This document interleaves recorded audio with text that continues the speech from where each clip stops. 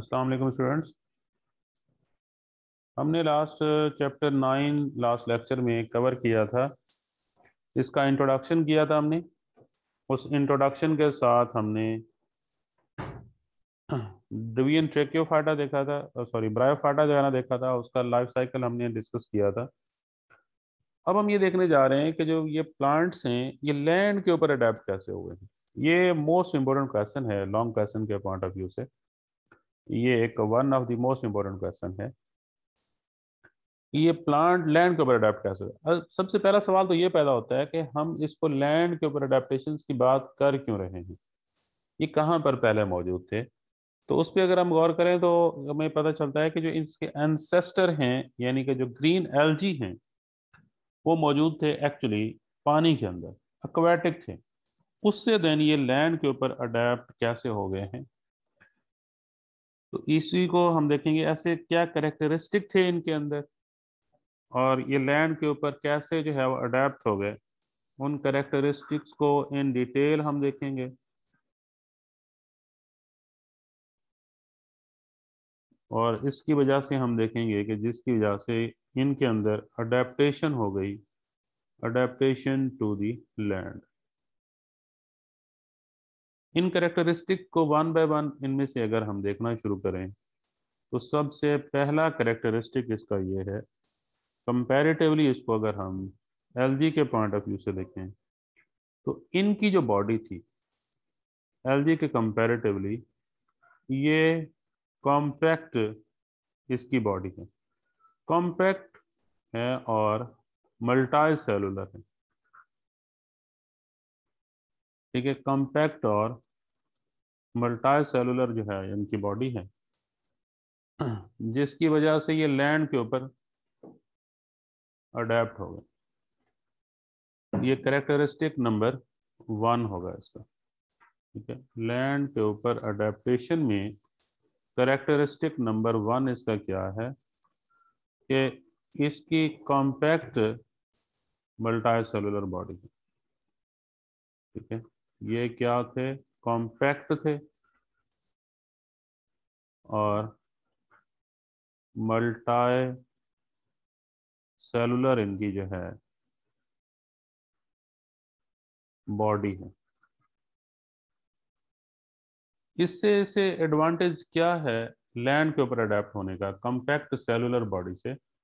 Compact cellular body इस तरह की इनकी थी जिससे सरफेस एरिया इसका कम हो जाता है और इसका एक्सपोजर सनलाइट की तरफ को कम हो जाता है, जिससे वाटर लॉस कम होगा और वाटर की कंजर्वेशन जो है वो ज़्यादा होगा।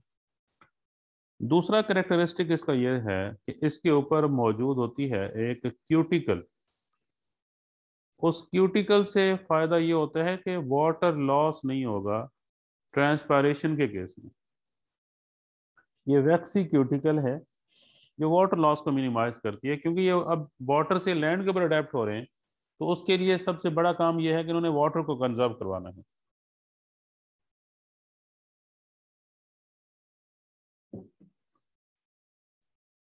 तो दूसरा इसमें क्या है कि क्यूटिकल मौजूद है, इन दोनों से ओवरऑल वाटर लॉस कम होगा। तीसरा करेक्टरिस्टिक, इसके जो फोटोसिंथेटिक टिश्यूज थे वो इनसाइड स्पेशलाइज्ड है चैम्बर के अंदर बनते। फोटोसिंथेटिक टिश्यूज इनके बाहर नहीं हैं बल्कि ये कहाँ पर हैं, ये फोटोसिंथेटिक टिश्यूज इसके इनसाइड चैम्बर्स थे। इनसाइड चैम्बर होने का इनको फायदा क्या होना है, इनको फायदा ये होना है कि वाटर लॉस कम होगा, लाइट एब्जॉर्प्शन मैक्सिमम होगी इनसाइड ये मौजूद। तीस नेक्स्ट करेक्टरिस्टिक, चौथा करेक्टरिस्टिक इसका अगर हम देखें तो वो क्या है, राइजाइड्स इसकी मौजूद होती हैं जो इसको एंकरेज भी प्रोवाइड करती हैं, उसके साथ साथ वाटर की एब्जॉर्प्शन का काम भी करती हैं। नेक्स्ट करेक्टरिस्टिक इसमें है, इसमें दो डिफरेंट गैमीट्स बनते हैं जिस कंडीशन को हम कहते हैं हेट्रोगैमी। ठीक है, इसमें क्या बनते हैं, दो मुख्तलिफ किस्म के गैमीट्स प्रोड्यूस होते हैं और इस करेक्टरिस्टिक को हम क्या कहते हैं, हेट्रोगैमी, क्योंकि इसमें हेट्रो मीन मुख्तलिफ, गैमी मीन गैमीट्स, दो तरह के गैमीट्स बनते हैं। और वो जो दो तरह के गैमीट्स हैं उनमें से कौन से थे, एक हमने देखा था कि नॉन मोटाइल एग था जो आर्किगोनियम के अंदर बनते हैं, और एक मोटाइल स्पर्म्स या एंथेरोजॉइड।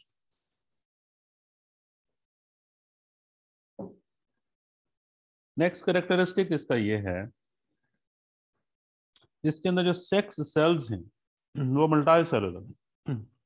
एलजी के इसके कंपैरेटिवली जो सेक्स ऑर्गन्स थे वो यूनिसेलुलर थे, इसके अंदर जो सेक्स ऑर्गन्स हैं वो मल्टी सेलुलर और प्रोटेक्टेड होते हैं। नेक्स्ट करेक्टरिस्टिक इसका देखें, जो इसका एम्ब्रियो बनता है वो भी प्रोटेक्टेड होता है इनसाइड, ये इनसाइड फीमेल बॉडी जो कि आर्किगोनिया है उसके अंदर ही डेवलपमेंट इसकी होती है। और लास्ट करेक्टरिस्टिक इसके अंदर मौजूद होती है अल्टरनेशन ऑफ जनरेशन मौजूद होती है। अल्टरनेशन ऑफ जनरेशन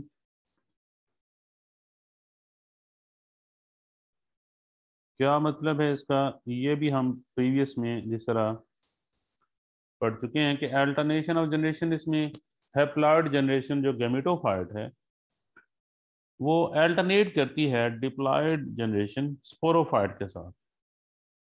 इससे फायदा इसके होता है जेनेटिक वेरिएशन आती है और चेंजिंग इन्वायरमेंट में इसको अडॉप्ट होने में हेल्प मिलती है।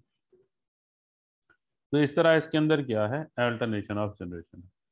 तो मैं आपसे लॉन्ग आंसर क्वेश्चन में अगर आपसे पूछूंगा कि land adaptations habitats, land terrestrial habitat के ऊपर इसकी जो अडेप्टेशन है वो इसके आप ये 8 कैरेक्टरिस्टिक्स जो है वो मेंशन करें।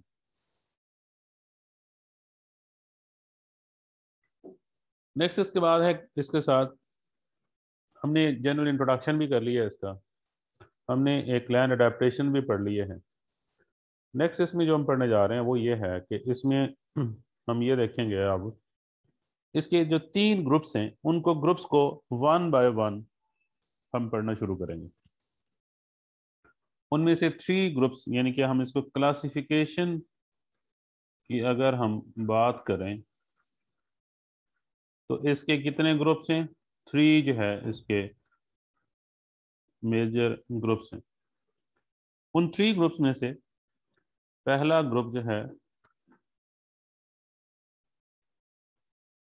वो पहला ग्रुप इसमें से कौन सा है, हिपैटिक ऑप्सिडा, दूसरा ब्रायोप्सिडा, तीसरा एंथोसिरोप्सिडा। ठीक है, तो फर्स्ट ग्रुप इसमें से कौन सा है, हिपैटिक ऑप्सिडा, या इसको हम क्या नाम देते हैं, लीवर वॉट्स भी कहते हैं।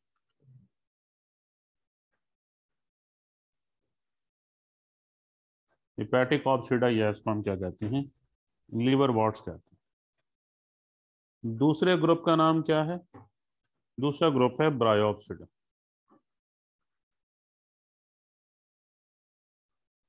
या इनको हम मॉसेस कहते हैं। थर्ड इसमें ग्रुप का नाम क्या है, एंथोसिरोप्सिडा, एंथोसिरोप्सिडा।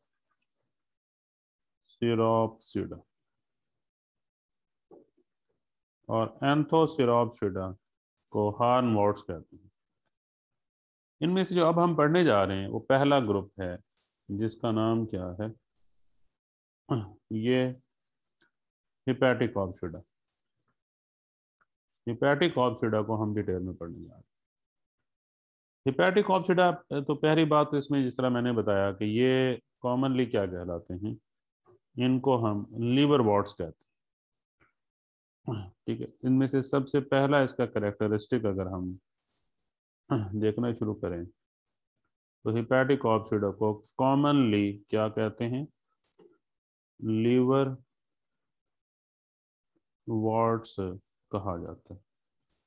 अच्छा, लीवर वॉट्स, ये इनको क्यों कहा जाता है, ये इनकी जो थैलस की शेप है, जो गैमेटोफाइट की शेप है, वो लाइक अ लीवर होती है, जिसकी वजह से इनको हम कॉमनली क्या कहते हैं, लीवर वॉर्ट्स कहते हैं।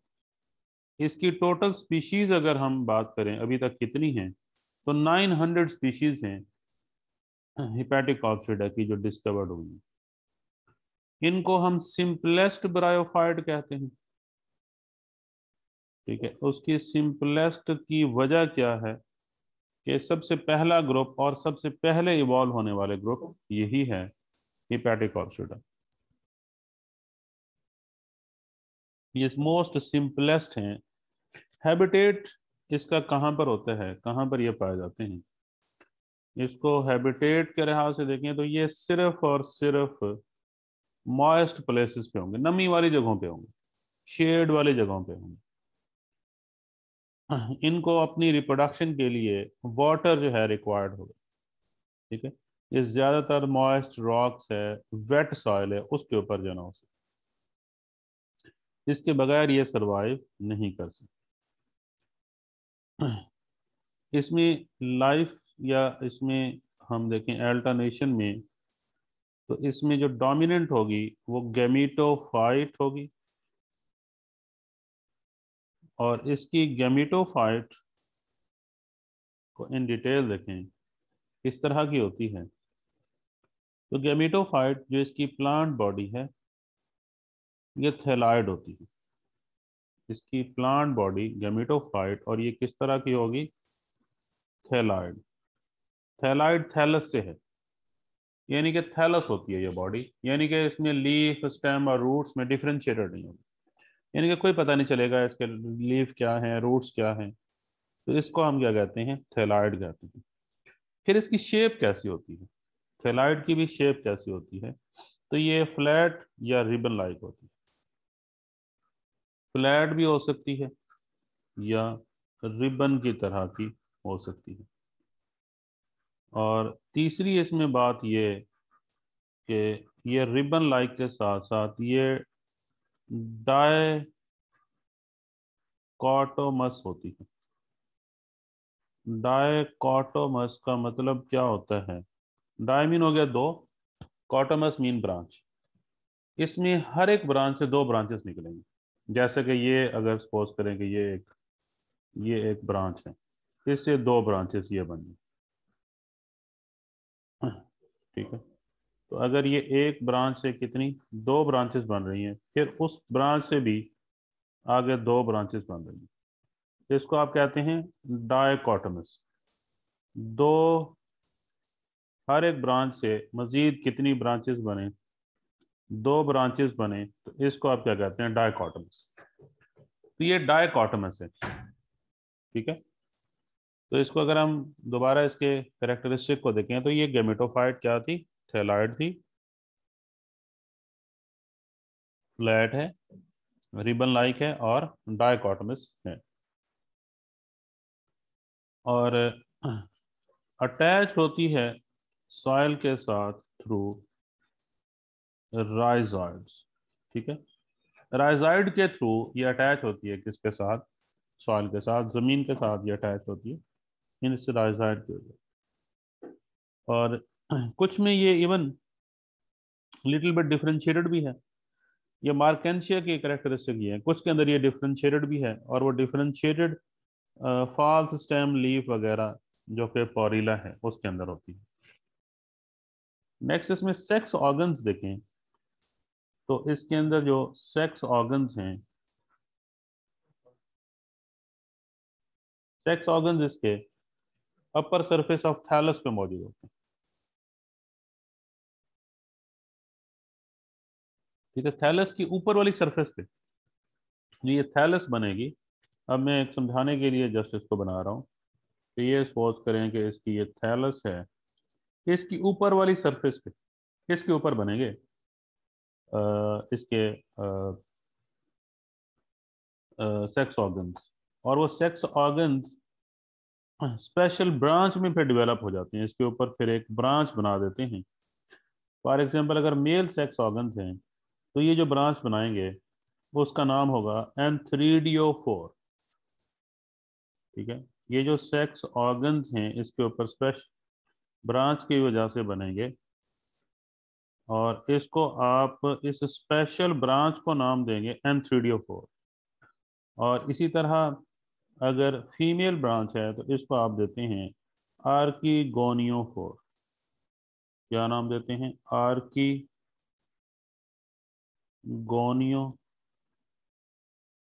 कहते हैं। ठीक है। ये शॉर्ट आंसर क्वेश्चन में भी पूछ लिया जाता है कि एंथ्रीडियोफोर और आर्कीगोनियोफोर में डिफरेंस क्या है। वो ये हम कहेंगे हिपैटिक ऑब्सिडा के अंदर जो मेन ब्रांच है सेक्स ऑर्गन की, स्पेशल ब्रांच है मेल की, वो एंथ्रीडियोफोर है। जो फीमेल है उसका नाम आर्कीगोनियोफोर है। लास्ट इस पे अगर हम इसकी स्पोरोफाइट की बात करें तो इसकी स्पोरोफाइट डिपेंडेंट होती है इसके ऊपर, गेमेटोफाइट के ऊपर। और ये नरिशमेंट और प्रोटेक्शन के लिए इसके ऊपर डिपेंडेंट होती है। लेस कॉन्स्पिकस है, ये ज़्यादा क्लियर नहीं होती। तो ये आज का लेक्चर हम यहाँ तक एंड करेंगे। ओके बेटा, अल्लाह हाफिज़।